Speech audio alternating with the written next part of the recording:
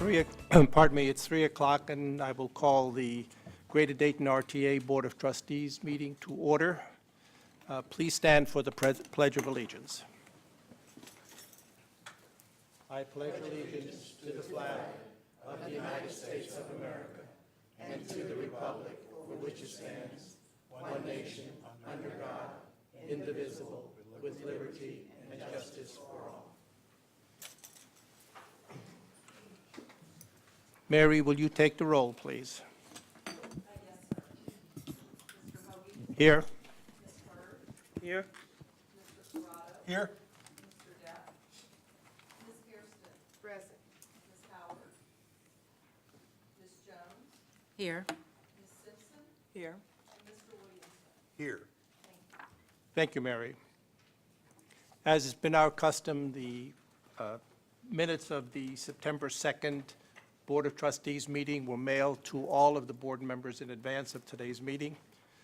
Unless there is a request by a board member to read those minutes, I will now entertain, are there any additions or corrections to those minutes? Hearing no such request, I then will rule that the minutes as submitted are approved. Committee reports. Sharon Hairston. The Finance, Personnel, and Planning Committees met for a jointly held meeting on September 16th. As a result, 5 action items are being recommended today. Action item number 2, purchase of engine lubricating oil. The purchase of engine lubricating oil is a routine annual procurement. Engine lubricating oil is used on a daily basis by the Greater Dayton RTA Maintenance Department as part of preventive maintenance of the diesel fleet. Mr. Gene Rhodes provided a detailed explanation at our committee meeting, and the supporting information is included in your board package. Gene is available today to answer any questions the board may have. Based upon the recommendation of the Finance Personnel Committee, I move to award a contract to the Glockner Oil Company for the unit prices bid on an estimated 12,000 gallons per year of engine lubricating oil. The one-year contract will be awarded at an estimated cost of $76,320 with an option 1 year at an estimated cost of $79,320 and an option year 2 at an estimated cost of $82,320 for an estimated grand total of $237,960. The actual award amount will vary based upon usage. Funding for engine lubricating oil is included in the operating budget. Motion made by Sharon. Is there a second? I'll second. Second by Adrian. Any further questions or comments? Hearing none, all in favor say aye. Aye. Opposed, like sign. Any abstentions? Motion carries. Thank you. Action item number 3, window washing services. The purpose of this procurement is to contract for a qualified firm or firms for window washing services at Greater Dayton RTA locations, including Wright Stop Plaza, the Longworth Street campus, and 4 outer lying transit centers. The requests for proposals were broken into 2 separate opportunities, one for high-level window washings locations that cannot be accessed from the ground, and the other for all the locations. The program is to help us. Our storeroom personnel led by Joy is working right now to see if, there's a limited potential placement of the obsolete parts. Primarily just San Francisco is the only other operator of that individual trolley bus. So, this could be a great help for us, and I just wanted you to be aware. It's just another partnership here coming together, and it's kind of funny how we seem to, we team up with our higher ed institutions around here, and great things happen. I talk a lot about our Sinclair Apprentice program. We've now hired 3 of the 4 original apprentices to full-time employment. The other one is still in the Sinclair program, and we anticipate she will join the ranks probably following the completion of her work at Sinclair. So these are great, great things.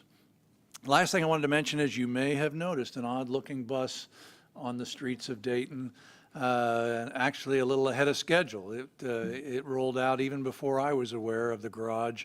The nerdy-looking folks on board, it's got a busload of engineers on it right now. I just want to see how Gary would react to that. With their laptops, and they've got everything wired in. We're doing the initial testing. It's been through the initial inspection in the shop. Now it's been on the streets for about a week, I guess. We're closing in on a week. And quite a bit has been done, and quite a bit more is to be done before we can really release it into revenue service. A lot of it has to do with the technology that's on this bus, very much different than what we're used to, and it's going to be interesting as we go forward. Probably at the joint committee meetings, you should expect us to have the vehicle out here on display. I understand there have been a couple impromptu open houses, people stopping the bus, flagging it down, wanting to know about it. And that's gone pretty well. So we've had a lot of tests. With the prototype, you always have issues, but so far I haven't read anything in Gary's reports of concern. They've been able to correct most of that. It's so electronic, a lot of it has to do with programming. And so, I know all of you know Gary Robinson, from his work in the past, primarily related to infrastructure in the trolley shop. He is the project manager on this project, so he owns it. He's been living it recently, and he will probably over the next 18 months as we move forward. So we're real happy for Gary to assume that role for us. And occasionally he has to bring it down to kindergarten level for Gene and I when we get into the technology side of the issues. But we're really, really fortunate to have him on board managing this project. And just the other day, Harvey, he was wondering where you were. He wanted to get you out on the bus. So we need to arrange that here in the next couple of days. But you can't miss it. It's a big silver thing out there. We've been running it on and off wire, doing a lot of tests, and I finally drove it one day last week, and I enjoyed it. It was a good ride. So really excited about it. We're working now on delivery of unit number 2, and then 3 and 4 after that. But let's plan on the joint committees to be able to give you some more time in it. I mean, inside it pretty much resembles a bus. But there's an awful lot of different technology that we could have people like Gary explain at that point in time. So unless there are questions, that's all I have to report. I have 2 things, Mark. One, I think it may be helpful to our guests here to understand the primary difference between the first bus and the second bus. Well, the first one we got, we actually flipped the delivery. Originally, we had expected the battery or all-electric bus to arrive first, and there was a delay. As you may recall, we ordered an upgraded battery, and that delayed delivery of those buses. So the first bus here was what we call the hybrid version, and Gary might throw something at me. It's probably technically not correct. It's all operated electrically. That vehicle has a generator on it. The diesel engine that's in it just generates electricity. And it's funny because the day they were taking it off the truck that it was delivered on, I looked right at John Thomas and I said, John, how can that bus be moving? The high idle's going. He said, Mark, the engine doesn't drive the bus. It's driven electrically. So that's the bus we have on the property. That's 1401, and I believe 1402 will also be another hybrid. The 3rd and 4th prototypes that'll get here in a couple of months are the all-electric, the battery versions, which have no engine in them at all. They will run on wire, charge the battery packs, and then run off wire for, I'm betting 20 miles. We spec 15. We think there's a really good chance we'll do 20. And we're really excited about both buses, but the remainder of the bus is basically the same. You'll see a lot of the things you typically see, a lot of the technology you won't see unless you're sitting in the driver's seat. Or talking to Gary, and he can explain it all to you in detail. Thank you, Mark. And the other question that I had is the newspapers recently have had numerous articles about the shortage of salt. And as you may be aware, there are a lot of predictions that we're going to have a very cold and snowy winter. Are we having difficulty procuring the needed salt that we utilize during the winter months? Well, we've been seeing the same predictions, and since the weather people are usually wrong, we're hopeful that that is consistent this year. Obviously, last year was an ugly winter for us, hurt us quite deeply ridership-wise because it was so cold for so long, and we had more snow. We use hundreds of tons of salt each year. So early on, we were concerned about this, and I mentioned Joy earlier. Joy Delorier Davis, I think, is one of the best procurement people in the country and inventory people in the country. She went out early trying to look for salt, and there was a time we thought we would get none. and that ODOT was going to take all the available salt that would come to Ohio. It's gotten a little better, and through a group that I believe is called the Tri-State Purchasing Group, or one of the groups we belong to, Joy's been able to negotiate that we will get salt. I don't think we'll get quite as much as we received last year, but we're going to pay more than twice as much per ton for it. At one point, the pricing was about 300% over last year, and it's pretty much a matter of the market at this point. So we're going to do a number of things. One, we're trying to build a better relationship with the communities, because they are the primary, folks involved in cleaning the areas we use and salting, as well as looking for ways like the salt brine, things we did last year. Gary's group brought that in. The city of Kettering was working with us on that. We're going to use everything that we can to kind of, I hate to use the term spread out our need for salt, because we're not going to have as much, and we're going to be looking for alternatives. So, a couple years ago, the board authorized the investment for this big salt barn, and the last couple months, every time I drove by it, I thought, I've got a big salt barn with no salt. But we are going to get it. I believe it's done, right, Gene? I think we've locked the deal at this point. It'll be delivered, but we're still going to have to be very cautious and conservative about how we use it this year, and hope that the weather people are wrong. Sure. Thank you, Mark. Are there any other questions of Mark?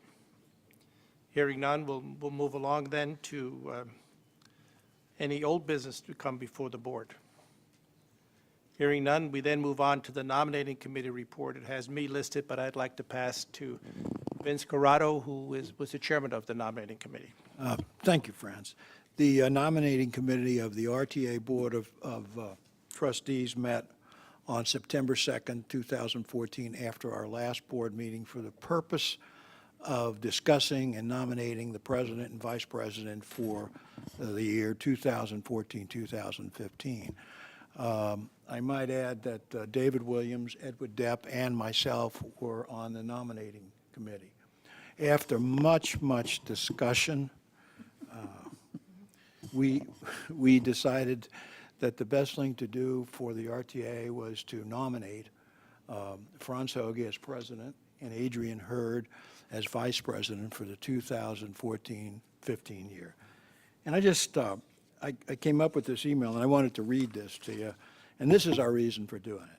We believe that this is in the best interest of the community and RTA, since your combined leadership efforts have been both effective and efficient in leading our board through the many issues and challenges presented this past year. So with that, I want to congratulate both of you, and onward for the 2014-15 year. Thank you, Vince. Thank you for the confidence you have shown in me. I'm certainly honored to be your president again for the second year, and has historically, I believe, in the last several times, been the precedent of presidents. Although there's no prohibition against serving as many terms as you get nominated, I think voluntarily the presidents have said they will serve no longer than 2 years, and I think it's good for the board to then also get new leadership, and I certainly will adhere to that unofficial policy that this will be my second and final year as the president of the board. So thank you very much for the confidence you've shown in me, and I look forward to working with all of you. And Adrian, I congratulate you too on the vice president. Thank you. Good. We now go to our public comments, and I noticed that most of our speakers have been here before and certainly are familiar with the protocol that we have, but I believe we do have a new speaker, so just let me repeat for the purpose that each speaker will be allowed 3 minutes to come before the RTA board. After you state your name and address, the time will begin. After 2.5 minutes, the green light will turn to yellow, telling you that you have a half a minute left to speak. And after that half a minute, it will go to red, and we'll have to ask you at that point in time to discontinue whatever you wanted to say to us. You certainly are welcome to stay after the meeting if there's additional things you want to do and to speak to us privately and in confidence. Okay, the first one that was given to me is Ms. Sandra Smothers. I believe we have a mic here that will make it easier for us. I'm going to just take the mic to her. Yeah.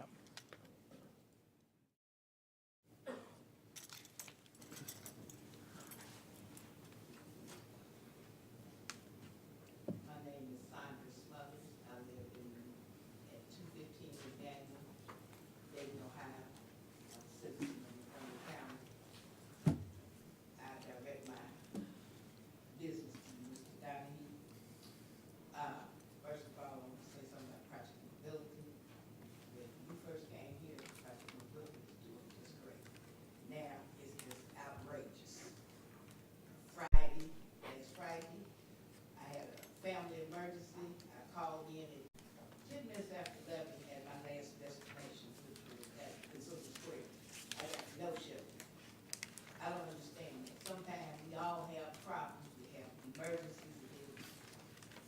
I called him 2 hours ahead of time. But this time, I called in at 10 after 11, and I got no show. I don't appreciate that.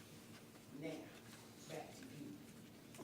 I have worked with you. I put confidence in you, and you have let me down in some ways. So I'm gonna say this to make a long story short. Clear it up. You can't clear it up. It's time for you to clear out your debts, pack your bags, and move on. We've had it. The seniors have it. We have had it. And especially the project window is just getting outrageous. They're late picking you up. You go to the doctor gonna charge you $40, he can't see you. That's not right to us. That's not fair to us. And then we have to ride all day.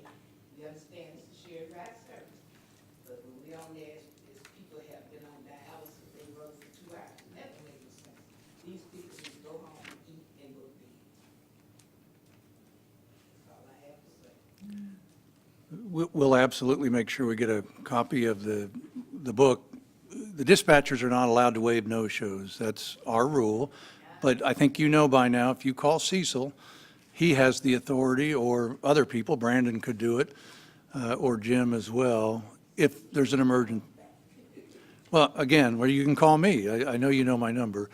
So I'm sorry you feel the way you do, but I think right now statistically, Project Mobility is performing pretty well. It's a difficult service to provide. I don't think anyone should be on a bus 2 hours. If they are, they should call us. They really should, so we can see what's going on there. And I know you don't like to ride with other folks on the vehicles, but we really need, Nobody, it's just the purpose of, I don't like to Well, do 2 hours. again, we'll work hard to correct anything we can, but if you did have an emergency that day, I highly recommend you talk to Cecil, or you can talk to Brandon before you leave. You're welcome. Mary Miller. My name is Mary Miller. I reside at 85 Ridge Road, Brookville, Ohio, 45309. I have several things. I'll just start at the top of my list. And I wanted to find out, is there a purchasing requirement for domestic versus foreign products when available, as far as trolleys, parts, services, versus like buying the Mercedes buses from Germany versus something that's produced domestically here? That was one of my questions. The other would be, if we are purchasing foreign buses, are we gonna have foreign parts shipped in when it becomes a problem? So, everything runs smooth for a year or two, then you start having to supplement the parts and the maintenance. Are these things being taken into account when we do these purchases, when things are available on a domestic level? The other is, the cost of, or not the cost, but the projected 56% of the budget from tax revenue as overly conservative estimate per Mr. Hogan. Mr. Hogan, what would you consider for being on point versus the documented estimate? Since it's 56% of the budget, you're thinking it's understated. That's a big wonder, or big if. And the driver shortages on Project Mobility. I think we should address motivating the drivers to stay versus repairing and, Bright Stock looks pretty good, but making all the renovations and repairs. I've seen a lot of the drivers are losing their homes and different things just because we're in a bad economy, but they're not getting the compensation packages that I feel they deserve, because they go through a lot. They stand in the gap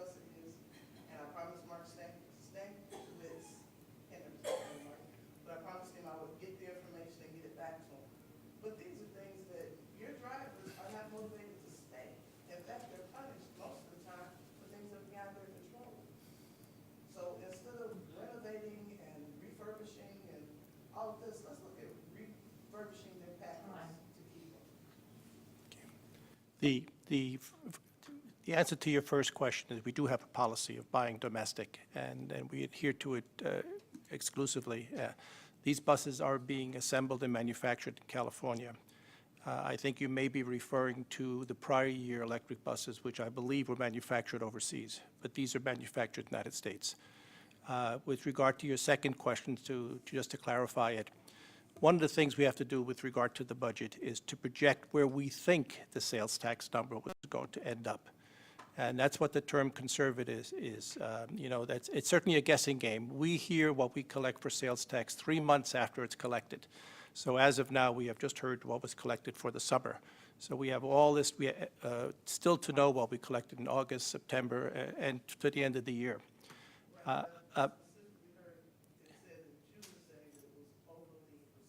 Yes, it was a projection of where we thought we're going to end up at the end of the year.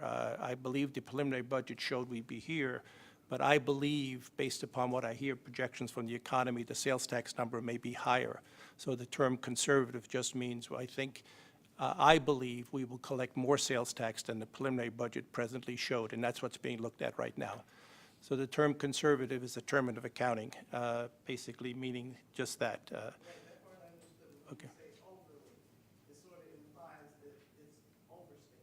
No, it's not overstated. Overstated from the conservative side. Well, it's a guess, and maybe the word, maybe it was a poor choice of words, but basically we were discussing, I'm projecting, or I think we'll be at the end of the year a little bit higher than we presently projected. And just recently, a study came out that they're projecting sales increases by about 4%. Nationwide. I don't know how that would impact us here in Montgomery County, but nationwide, they expected a very good Christmas season, and we'll not know what we collect over December until sometime in March. So we have a lot of guessing to do, and it is no criticism of the accounting department. They took their best guess at this.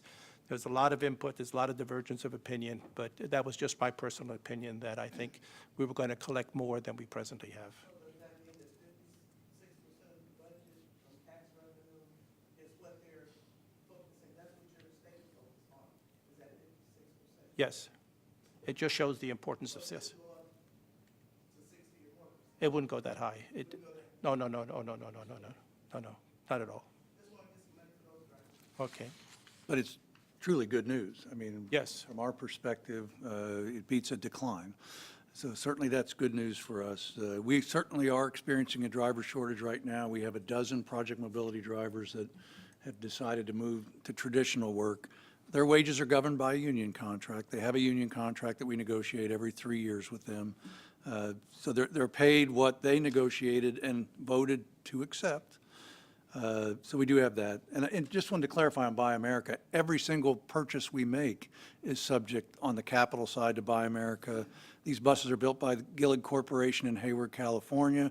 Final assembly of the electrification is done by Complete Coach Works in Los Angeles. And obviously, you can't buy everything made in America. There are certain things that no one can source here within the boundaries of the country, like computers, things like that. But more than 60% of the finished product of the bus must be American-made and assembled, and we have to prove that, actually. We actually have to have an audit done each time we buy a bus to document that that's happening, and in this case, it's clearly going to make it. We're actually very happy that the bus that won the day was an American-made unit. It's actually the same bus, the diesel fleet we have out there, it's the same unit. Does that mean that the replacement parts are also shipped over pre-advanced? There's a stationary facility that handles those repairs? The majority of the parts will be U.S. sourced. There are some of the electrical components that cannot be. Thank you, Ms. Miller. Another thing about the driver's compensation? May I suggest you discuss that after the meeting with the conversation? I believe Mark addressed the compensation issue. They were paid by a union contract, which they agreed to. A caller, Pitzinger. Caller, I know you've been here many times.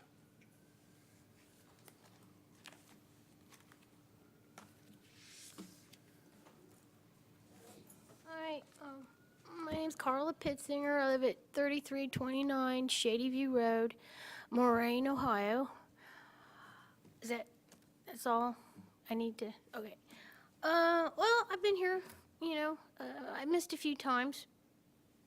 I wanted to address some, that we need, I think, a little bit more safety training and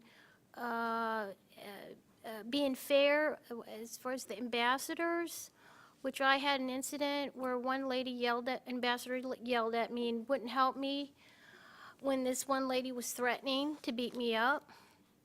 And I got a little piffed about that because I've known some ambassadors who are really nice, one particularly named Jason, a long time ago. I got piffed, I hate to say, and I said,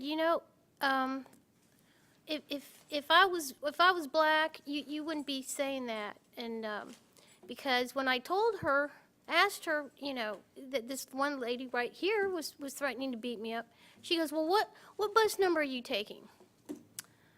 So, she just ignored me, and then when I pulled out the race card, she said she got angry at me. She went, I felt. This all amounted to when a guy was in a wheelchair and he was drunk, inebriated. But the young ambassador, I was trying to suggest to him, aggravating him by putting your hands in his face and cussing and using the F word, and another word, was aggravating. The guy was wanting to fight him. And I understand, even if he was not in a wheelchair, I don't think that would have been appropriate. But I'm working on that here. No one has gotten back with me on that. So it made me concerned. I was like, I would like to know this ambassador and let her know, and everyone here too, that people with disabilities, it's close to my heart because my late husband was in a wheelchair. And other people I know. And, I have mobility impairment a little bit too. So I want to make that, and still, some other transportation issues. I just would like some more feedback with some concerns I have. But, I really want to promote safety here for everyone, but not to aggravate situations and to address racism. I went to an ACLU meeting a few months ago with Community Action Partnership, and we even talked about activists being retaliated against. And sometimes I feel when I speak here or elsewhere, it's like, oh, well, okay, I get a little, sometimes I feel I get a little backlash or ignored or something, but I think racism is really important for me. Okay. Carla, I would like you to meet with Mr. Polachicchio before you leave today, and he's the gentleman in the blue shirt and tie there. He supervises everyone in that area of our business, so he can find out, what the details are of your complaint and get you the status on it. He'll take care of that today.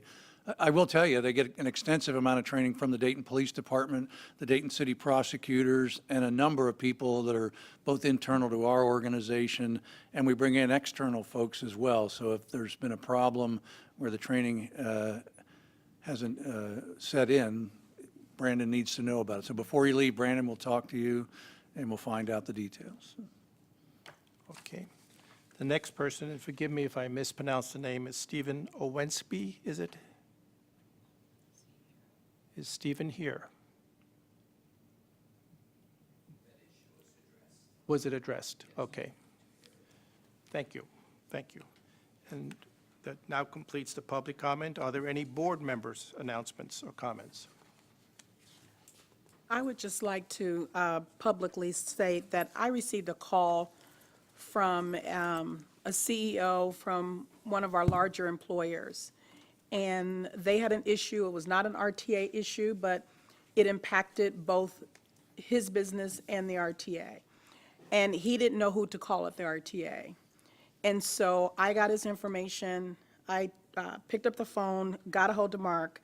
And I just want to say that Mark responded immediately, made arrangements to, he and one of his leaders on his team met with the organization. They have met a couple of times, and I just wanted to publicly say that I appreciate the response given.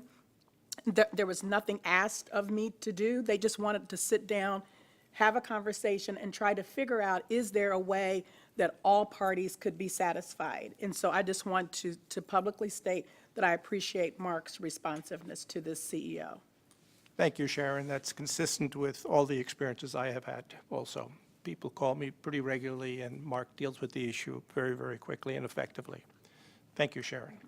Are there any other comments that board members may have? Well, I'd like to make a statement as far as breast cancer walk. It's October the 18th, so maybe get out, put your gym shoes on, and go out and walk for a good cause, breast cancer walk.